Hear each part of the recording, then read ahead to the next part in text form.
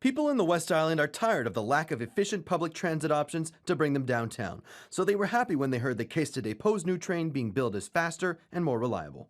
I think it's pretty intelligent because the access from here to downtown is pretty flaky. Sometimes buses won't come on time and it's usually really packed. So I think that any other way to get people downtown faster would be positive. I think it's great. I think the West Island doesn't have as many opportunities to get to places that they want to go as easy as other places in Montreal. But others say while the idea sounded good at first, their excitement has fallen off over time.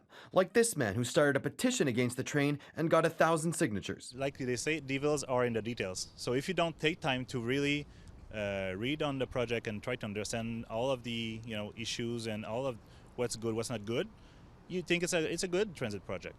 For example, some critics wonder why more capacity couldn't just be added to existing train lines. The Deux Montagnes line from the RMT is the most successful IMT line, train de banlieue, that we have. The ridership is very good. It's packed during the mornings and at night.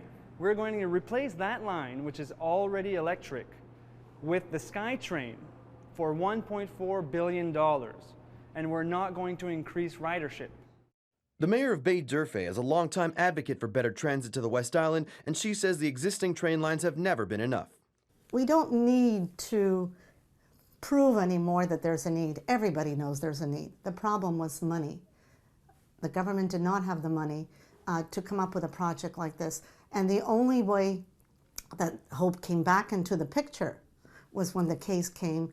Right now, her area is served only by the Vaudreuil-Hudson line, but trains are few and far between outside rush hour, and she says it's unreliable.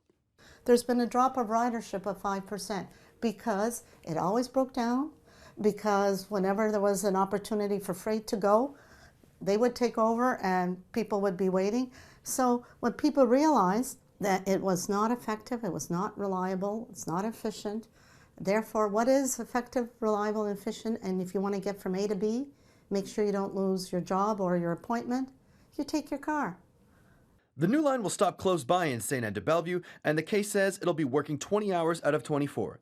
Totino thinks it'll allow people to get out of their cars, which she thinks will have a positive effect on the environment and greenhouse gas emissions. All the statistics will show that we have the highest number of cars per household, not because we want to.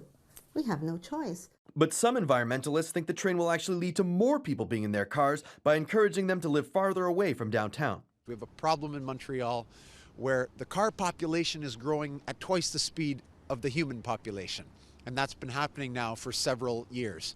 This will only encourage that trend.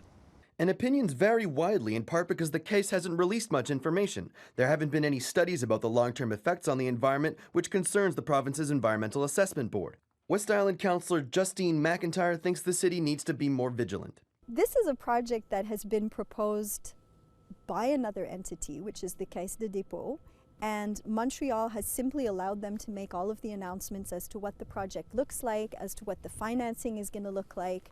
There are a lot of questions that Montreal needs to be asking. And while the city isn't offering much in terms of new facts, they are being reassuring. Just wait and see.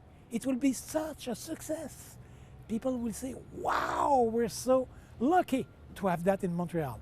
As we have said for the last 50 years, we're so lucky to have this metro system in Montreal.